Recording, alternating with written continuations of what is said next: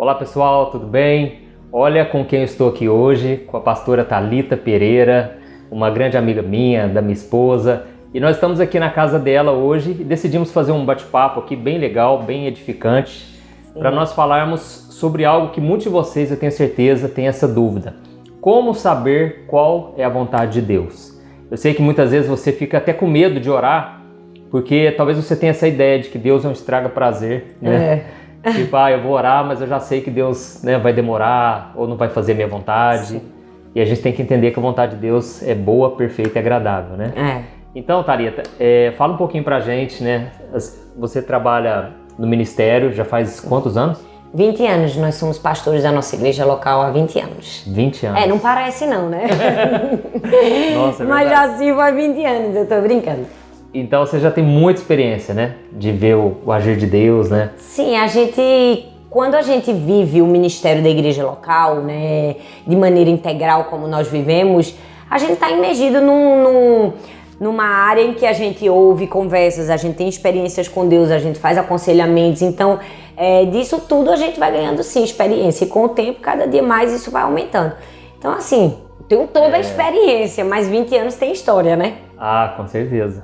Inclusive, pessoal, ela tem um canal no YouTube que eu dei uma olhada, realmente é uma bênção e tem muita pregação, né? Muita palavra abençoada. Tem. Eu sei que muitos de vocês já seguem ela, principalmente pelo Instagram, mas aqui no YouTube eu vou deixar o link aqui embaixo do vídeo para você clicar lá, se inscrever. Tenho certeza que você vai gostar, tá bom? Então, assim, uma das coisas, né, que as pessoas perguntam é essa: como saber se eu estou fazendo a escolha certa ou errada? Você tem alguma experiência assim que possa contribuir de que ou você não sabia e decidiu dar um passo de fé, né, e você viu, ou você tinha certeza, né, que era de Deus, né? Olha, eu acho que essa é a grande dúvida, é a grande questão de todo mundo. Qual é o meu propósito?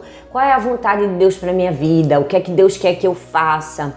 E eu acho que muitas pessoas deixam de compreender a vontade de Deus para sua vida porque ela está tão focada em descobrir que ela não faz aquilo que Deus mandou ela fazer no agora. Eu gosto de dizer que a vontade de Deus na nossa vida é como se fosse algo progressivo. Ele vai revelando a gente pouco a pouco.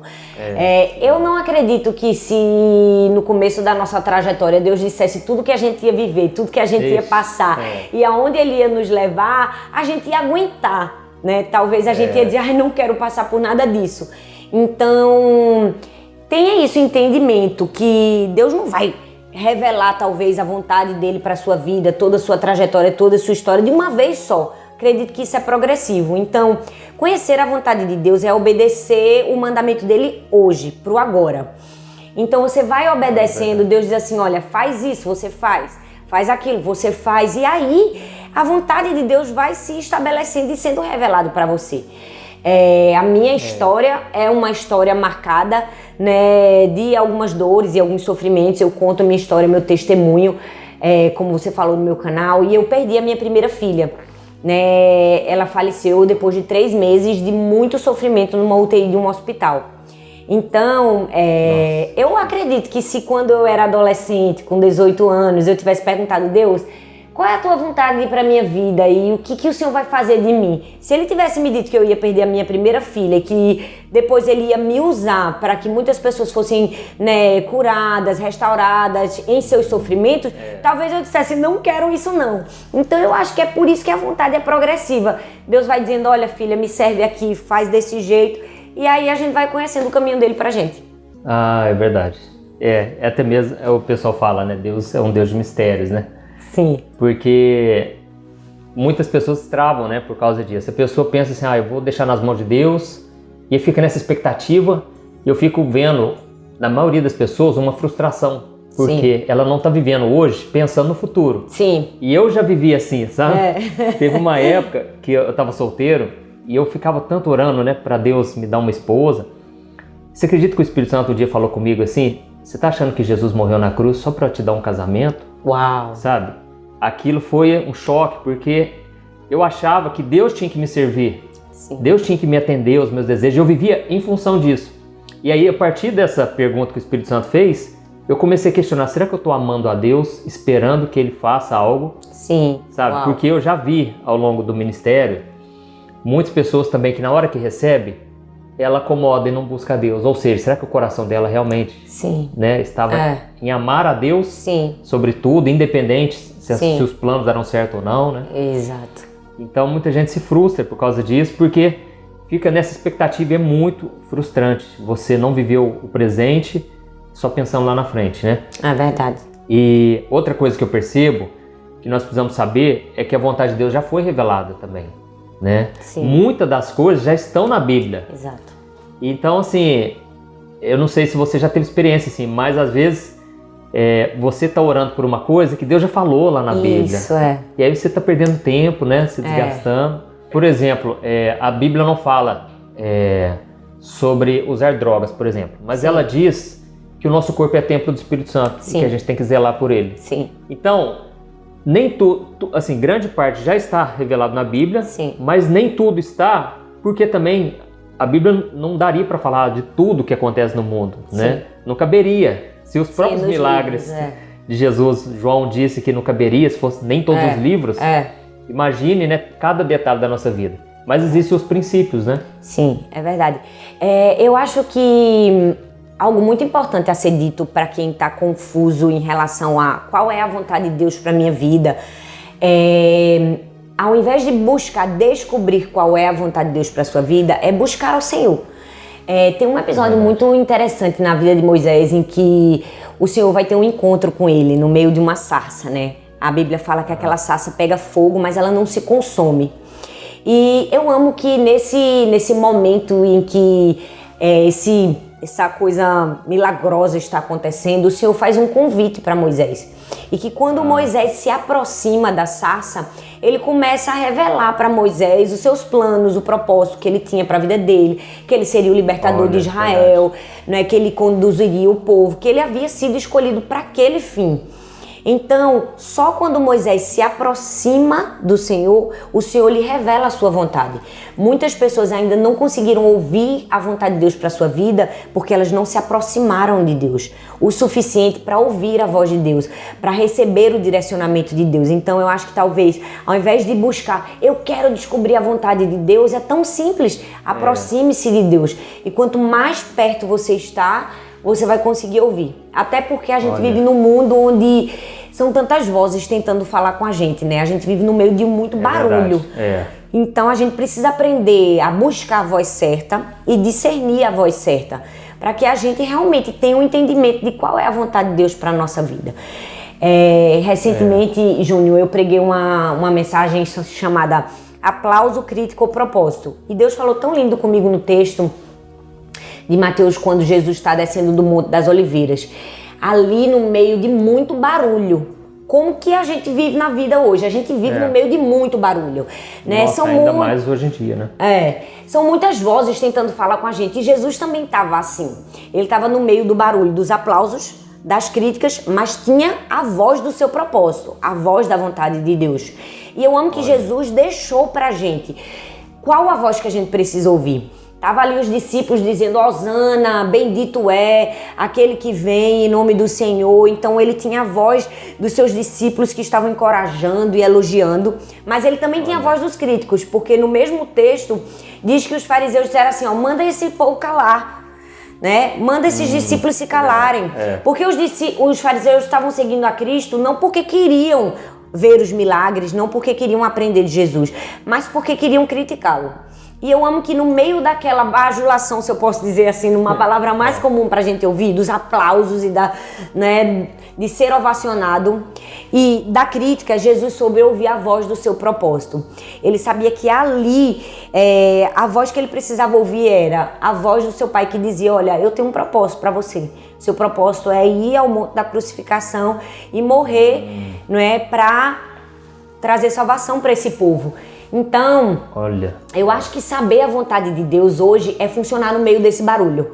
É ouvir a voz dos aplausos, das críticas, mas dizer assim, olha, eu não me prendo nem a um, nem a outro. Eu não fico no conformismo dos aplausos, também não vou ficar paralisado pelas críticas, eu vou ouvir a voz do meu propósito. O que Deus quer para mim? Então, Jesus, ele sabia qual era o seu propósito, ele sabia a vontade do Pai para a sua vida. Então, ele se permitiu sair do monte e ir ao monte morte do Calvário e a crucificação. O texto fala que ele chora, né? Um choro de lamento pela cidade e porque eles tinham perdido o tempo da visitação. É como quem diz assim, tá todo mundo feliz aqui, né? Tá todo mundo me aplaudindo. Jesus chorando. Mas eu tô chorando porque eu sei o que vai acontecer, eu tô sofrendo por esse povo que tá fazendo uma escolha errada. Então, eu acredito muito quando se fala de vontade de Deus nisso. Saber ouvir a voz certa, a gente se perde, a gente se distrai com vozes alheias. Então é isso. Tudo. Por exemplo, as pessoas elas que estão de fora, elas muitas vezes não vão entender. Sim. Então fazer a vontade de Deus não é fácil, porque às vezes gera conflito. Às vezes você é o único que está com aquele sonho, que nem José. É verdade. Os irmãos não entenderam o que era aquele sonho, nem os pais, Sim. né? Então você realmente tem que tomar essa decisão pela fé e não desistir dela.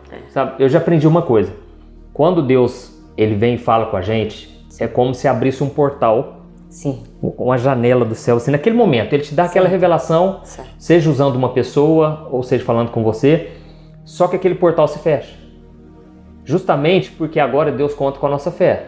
Se a gente vai acreditar, se vai obedecer ou não, né? E aí sempre quando eu estou confuso, eu me lembro aonde foi que Deus me falou a primeira vez. Sim. E aí eu fico com aquilo ali, sabe? Sim. Por exemplo, já teve vezes que eu fui pregar em algum lugar, e aí uma semana antes Deus já me deu a palavra. Eu fui lá e anotei. Sim.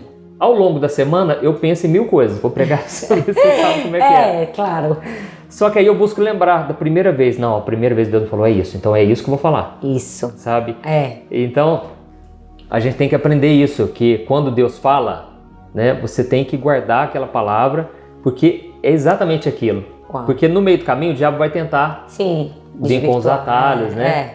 Então, realmente, as pessoas de fora muitas vezes não vão entender e vão te criticar. É verdade. Mesmo pessoas da igreja, pessoas de Deus, Sim. mas por não ter tido aquela visitação, aquela revelação, Sim. elas não vão compreender. Né? Tem um episódio que aconteceu comigo com a Thaís, que foi um testemunho muito forte do poder da oração. O que acontece? Nós estávamos querendo alugar uma casa, Sim. que era muito melhor do que a nossa. Sim. Tinha piscina. E quem tem criança precisa de piscina. Eu pensei, é de Deus. Sim. Porque assim, é tudo que a gente quer, né? Inclusive muitas pessoas falavam assim, se Deus quiser, um dia eu vou fazer tal coisa. E eu falava assim, não, Ele quer. Sim. Eu queria falar no tom positivo, sabe? Sim. Não, Ele quer sim. Aí depois eu comecei a pensar, não, eu não posso falar isso. Sim. Porque às vezes Deus não quer. E aí essa casa, a gente queria muito. Eu estava naquele ponto tão animado, que eu pensei, eu não vou nem orar. É só fechar, não vai dar tempo. Sabe assim, no dia seguinte já tinha que assinar o contrato. A Thaís, né, homem tem que ouvir muito a mulher. Tem. Porque ela tem essa intuição, né, esse sexto sentido aí, que não está na Bíblia, mas é um algo discernimento que maior. O discernimento. E ela falou, né, amor, nós precisamos orar. Eu já vi que nós não estamos orando. Eu falei, amor, mas eu tenho certeza, é de Deus, é resposta de Deus para nós, Deus quer nos abençoar, né? E aí a Thaís orou e eu acabei não orando. Naquela madrugada, eu tive um pesadelo, de que eu tinha ido comprar uns eletrodomésticos para aquela casa. Sim. Só que ali na loja, eu comecei a discutir com a vendedora. Eu fiquei muito bravo, tava quase xingando a vendedora, que não é o meu costume jamais de fazer isso. E eu acordei muito perturbado de madrugada. Que era um sonho ruim em relação àquela casa. Sim. E eu fiquei muito incomodado com aquilo, porque foi muito real. Aí eu acordei de manhã e eu fui pegar a estrada, fui viajar com meu sogro.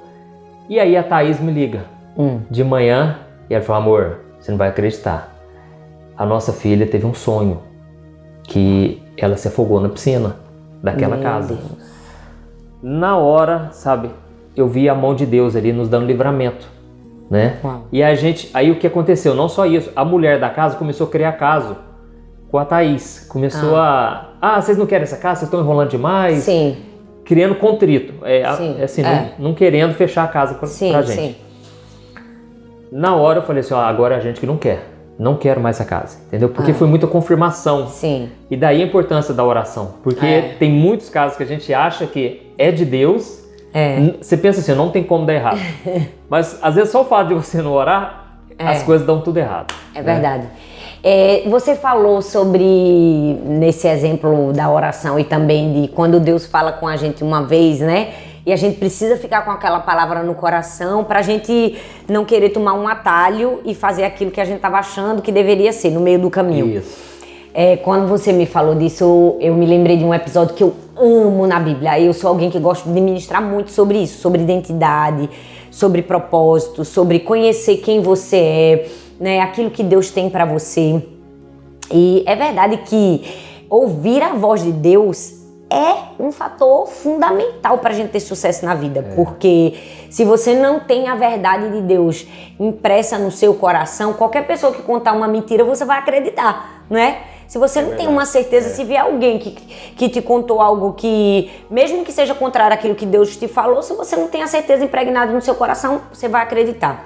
E a Bíblia tem um episódio da vida de Davi que conta que o pai dele mandou ele entregar comida para os irmãos, né? Na guerra. Os irmãos estavam na guerra. Davi era só um pastorzinho de ovelhas.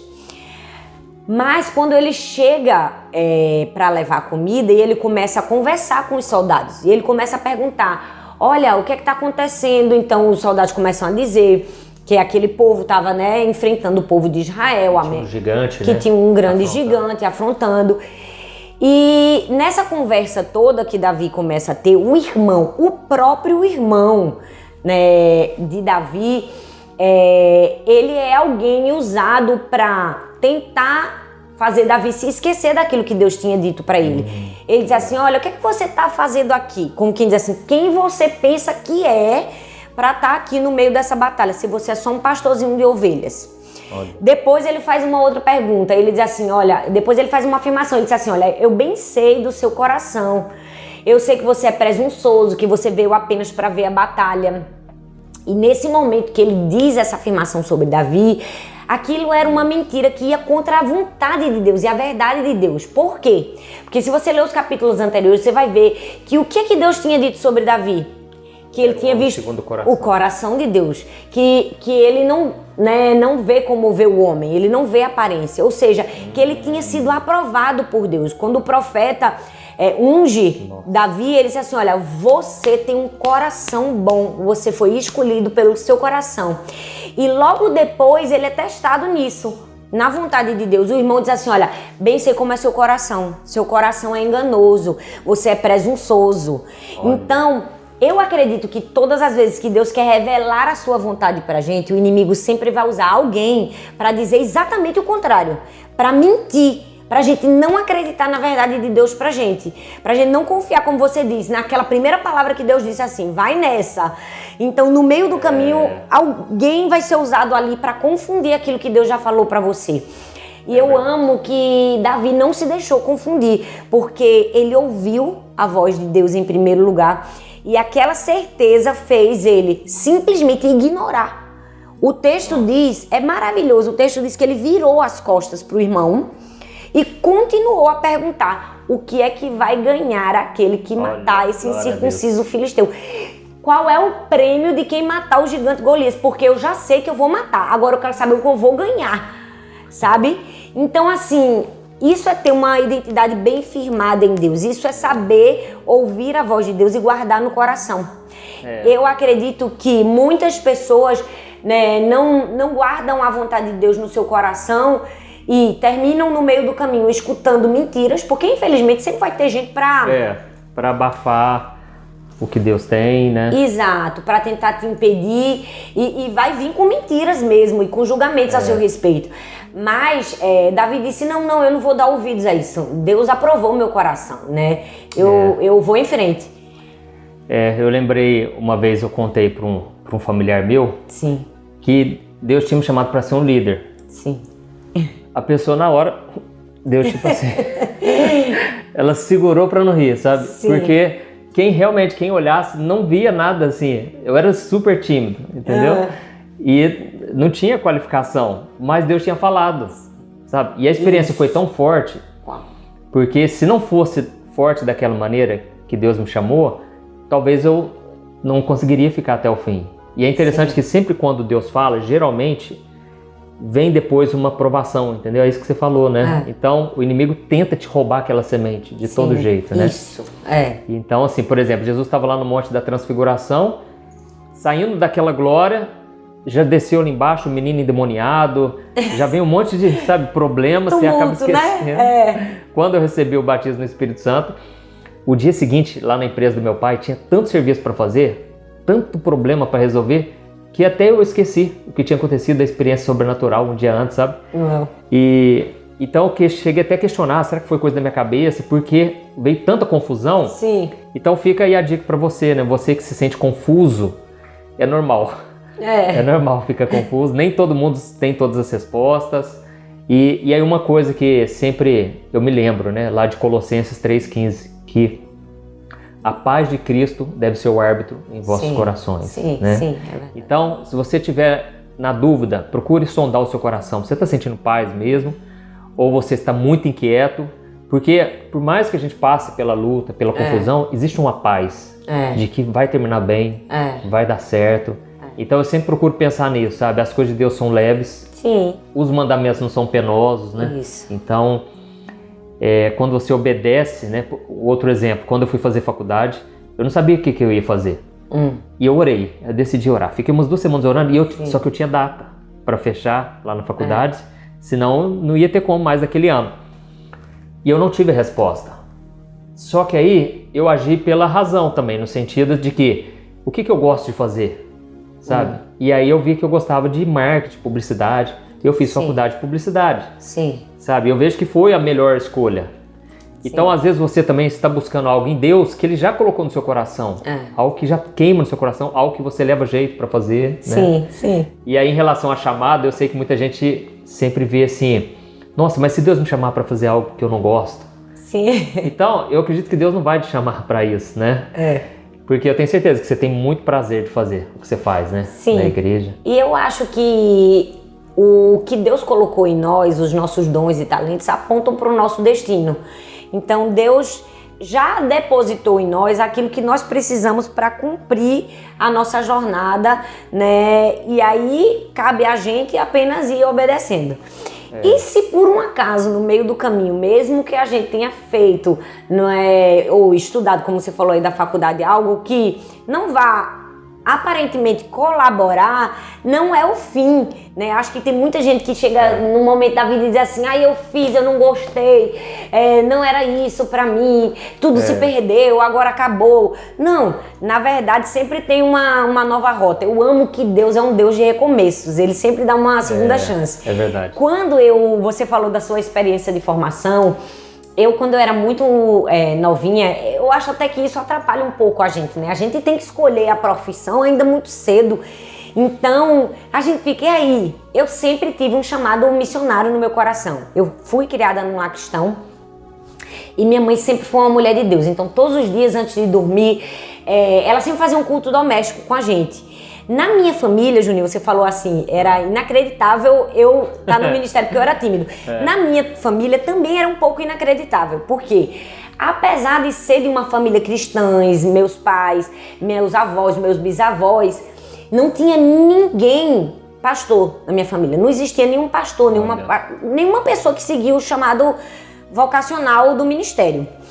Só que minha mãe era uma mulher muito de Deus e assim, ela amava servir os pastores. Então na igreja ela era sempre aquela irmã que sempre estava ali pronta para servir. E no fim do dia, ela sempre fazia um culto com a gente e ela falava e ela me contava as histórias dos missionários.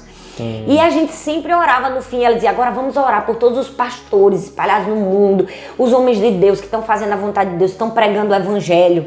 Gente, aquela simples oração da minha mãe, eu sempre conto, que ela fazia sempre, acendeu uma chama no meu coração. Eu dizia, eu também quero ser isso, eu também quero, olha, eu também quero pregar o evangelho, eu também quero ser alguém usada para tocar a vida de pessoas, porque minha mãe sempre dava muito valor àquilo. Ela dizia assim, olha, a gente não tá pregando o evangelho, mas a gente tá aqui orando por eles, né? A gente tá aqui investindo, sendo generoso na vida deles. E eu vi minha mãe fazer isso. Então eu me lembro que quando eu fiz 18 anos que eu passei no vestibular, eu fiz direito e sociologia. Eu sempre fui muito falante, ao contrário de você. Eu sempre fui muito falante. E pra tudo eu tinha um argumento. Você tem um sotaque, vocês são de onde mesmo? De Recife. De Recife. O meu sotaque é bem nordestino. E eu sempre fui muito falante. E eu era aquela criança que na igreja sempre estava nas apresentações. Né? Eu sempre fui muito falante. E todo mundo dizia, Thalita vai ser uma advogada de sucesso, porque ninguém convence ela do contrário. Quando ela, né, começa a falar. E eu, ouvindo aquilo, eu falei, vou fazer direito, porque eu gosto realmente disso. E eu fiz direito e fiz sociologia. Eu queria seguir carreira acadêmica, eu queria ensinar. Eu sempre amei, né, as palavras. Era o meu chamado. Algo apontava em mim para aquilo. Mas, quando eu me formei, eu nunca vou me esquecer desse dia.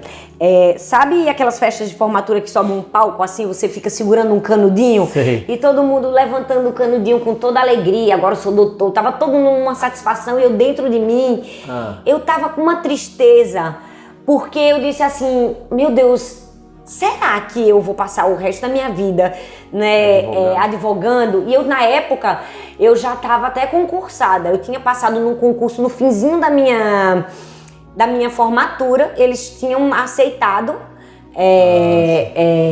antes de eu colar grau. E eu já trabalhava. Eu trabalhava no tribunal. E eu já trabalhava, então... Mas assim, me deu aquele sentimento de insatisfação. Será que é esse o meu propósito? E eu nunca vou me esquecer que eu fiz uma oração em cima da formatura. Eu levantei meu canudinho pro céu como todo mundo, mas eu fiz assim, Deus, se o Senhor quiser que eu use esse canudinho pra tua glória, que eu seja uma advogada e que eu acredito que Deus levanta pessoas em todas as profissões, eu vou fazer.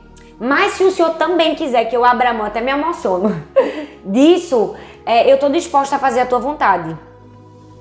E naquela época eu já servia na minha igreja local, o Arthur já era pastor, e eu sempre fui voluntária, né, na igreja.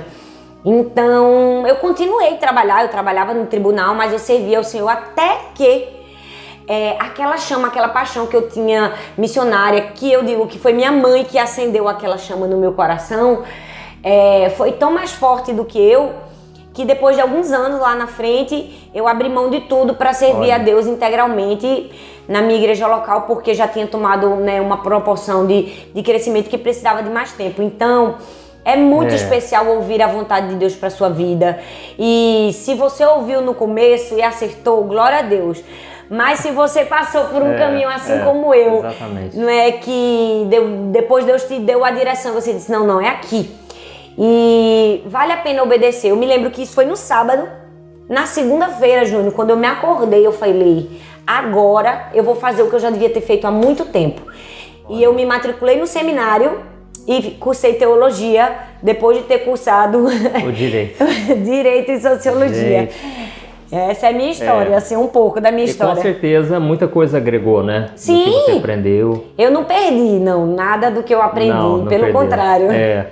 Inclusive, hoje, falando sobre essa mesma questão, eu uso muito do que eu aprendi na faculdade. Sim. Entendeu? Porque eu mesmo crio as capas dos meus vídeos. Sim. Eu já tenho uma ideia, assim, de títulos, que eu tenho uma facilidade maior, né? Verdade. Então, o que a gente tem que confiar é nisso, né? No que a Bíblia diz que todas as coisas cooperam, contribuem juntamente para o bem daqueles que amam a Deus e que foram chamados segundo o seu propósito. Interessante que a Bíblia fala juntamente. Sim. Eu acredito que Deus junta as peças mesmo, sabe? A gente não entende hoje, mas como Jesus disse, amanhã você entenderá. Sim. E o exemplo seu, eu acho que bateu de muito, assim, tocou em muitas pessoas, porque nessa área profissional, né, a gente fica achando que a gente está perdendo tempo. Eu, antes de começar na internet, com o trabalho de evangelização, eu trabalhei muitos anos com meu pai. Então, eu não queria estar trabalhando lá, eu queria estar trabalhando na obra. Sim. E eu não queria ser sustentado pelo meu pai, eu queria poder ter o meu sustento. Sim. Então, eu vivia meio que frustrado, sabe? E eu ficava muito confuso. Inclusive, uma vez, um amigo do meu pai, ele falou assim, Toninho, eu vi seu filho lá na faculdade, tava assim, parecia que estava muito triste. E realmente, eu estava numa época muito mal, sabe? Eu não consegui ir bem nos estudos porque eu ficava pensando nisso. Sim. E hoje eu vejo que eu não estava perdendo tempo. Não. Porque se Deus quiser, em 10 anos ele faz em um dia. Né? Uma vez eu vi um testemunho de um moço que ele foi para a guerra, que ele já achava que era uma perda de tempo, né? Ele podia estar evangelizando, Só que Deus, na igreja, antes, Deus já tinha falado que ele iria pregar para 1 milhão de pessoas em uma única noite. Ele não sabia como. Depois da Segunda Guerra Mundial, estava tudo devastado, o país onde ele estava, e as pessoas começaram a se reunir nas praças, e não tinha o que fazer, não tinha para onde ir, não tinha, sabe? Sim. E aí então eles montaram um palco, e o moço que iria pregar acabou não pregando. E aí chamaram ele para pregar, e tinha mais de 1 milhão de pessoas lá. Meu Deus. Então assim, o que ele não fez a vida inteira, Sim. em uma noite aconteceu, sabe? Inclusive ontem eu com a minha esposa Thaís, a gente foi lá naquela loja Hobby Lobby. Sim. Que é aqui, nós estamos aqui em Orlando, na Flórida. E essa loja é muito famosa. E aí, você já viu o testemunho deles, Ana? Do não, dono? mas eu ouvi dizer, eu nunca fui na loja, mas alguém me comentou, inclusive essa semana, que eles são cristãos. São cristãos. Aí nós entramos na loja, só toca louvor. De fundo, lindo. sabe? Sim. Então, e assim, muita frase de Deus, muito versículo, né? Muita plaquinha, amamos, tudo, Sim. sabe? E a história dele é impressionante, porque o dono chama David Green. E ele veio de uma família só de pastores, muitos pastores, os irmãos, tios, avós. Só que ele, desde criança, o que ele gostava de fazer era negociar. Desde adolescente, né? Ele gostava muito de negociar na escola e tal. E a mãe dele muito preocupada, porque ele não queria seguir o pastorado, né? O ministério pastoral.